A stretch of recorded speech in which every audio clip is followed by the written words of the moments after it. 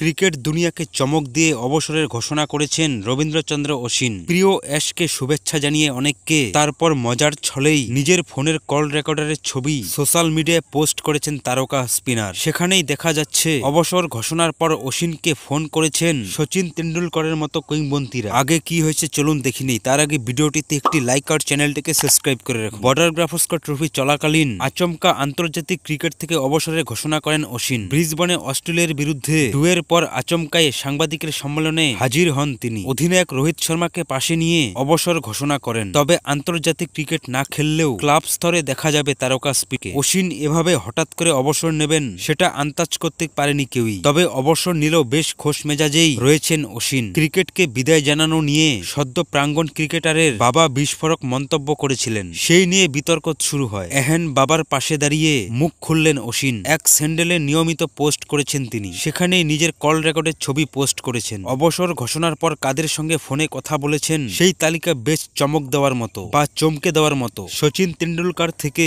কপিল দেব কে নেই সেই তালিকায়। অবসর ঘোষণার পর বাবার সঙ্গে বেশ কয়েকবার কথা বলেছেন আশ্রকান্নায়। নিজের কল রেকর্ডের স্ক্রিনশট এক হ্যান্ডেলে পোস্ট করে অশ্বিন লিখেন, আজ থেকে 25 বছর আগে কেউ যদি বলতো আমার একটা স্মার্টফোন থাকবে অথবা ভারতীয় ক্রিকেটার হিসেবে আমার শেষ দিনটায় ফোনের কল লিস্টটা এরকম দেখাবে, তখন নিঃসন্দেহে আমার হার্ট অ্যাটাক হতো। ফোন করার জন্য সচিন এবং কপিলকে কৃতজ্ঞতা জানিয়েছেন তারকা স্পিনার। আন্তর্জাতিক ক্যারিয়ারের শেষ দিনে দুই কিংবদন্তির বার্তা পেয়ে নিজেকে ধন্য মনে করছেন অশ্বিন।